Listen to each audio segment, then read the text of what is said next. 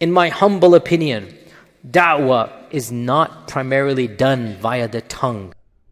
So to say primarily da'wah is not done by the tongue, I totally disagree. Allah also disagrees. Even if somebody argues and says, okay, the actions are more important, I'm not here to debate.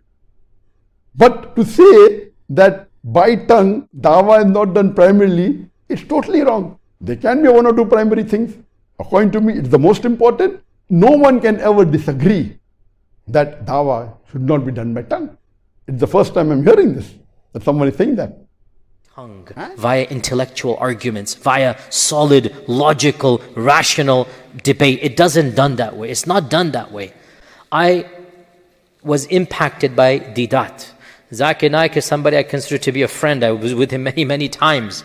But the brutal fact of the matter is those tactics did not convert hundreds and thousands of people. That's just the fact. And further, our brother says that I was impacted by Sheikh Didat. Zakir Naik I consider to be my friend, and I am his friend. To say this, that these tactics do not convert hundreds and thousands of people, is totally wrong.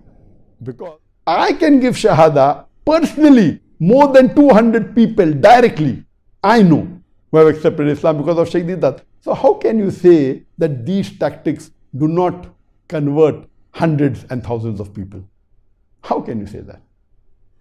I'm sure the brother may not be aware of Sheikh Didat. So we need to overcome this issue of da'wah being an intellectual exercise, of da'wah being a rational argument, of knowing how to respond to these debates. No. People, can be possible that this Dai, he was not able to convert because of logic and reason. So that's his reasoning. But you can't say in general. He should have said that when I spoke with reason, logic, no one accepted Islam or few people accepted Islam, I've got no problem. But to say in general, taking the name of Sheikh Didat and saying these tactics don't convert hundreds or thousands, it's totally wrong.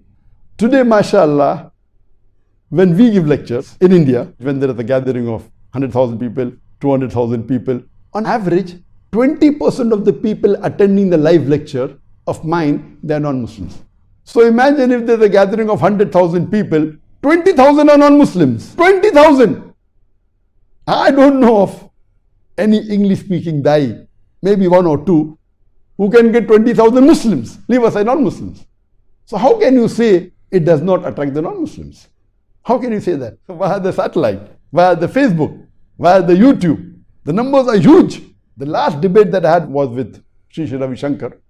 And after that, I said, anyone who has a large following, I would not mind debating, not with people who are small. So let's not make people who are unknown famous.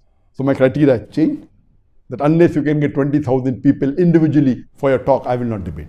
And since 2006, since the last 15 years, no one has come forward. Alhamdulillah, I feel science is one of the best tools today to dawah. And Alhamdulillah, no one has been able to prove me wrong. I have had discussions with top intellectuals, with thousands, tens of thousands of non-Muslims listen to me. And there is a scientific thing that you eat pig and you behave like pig.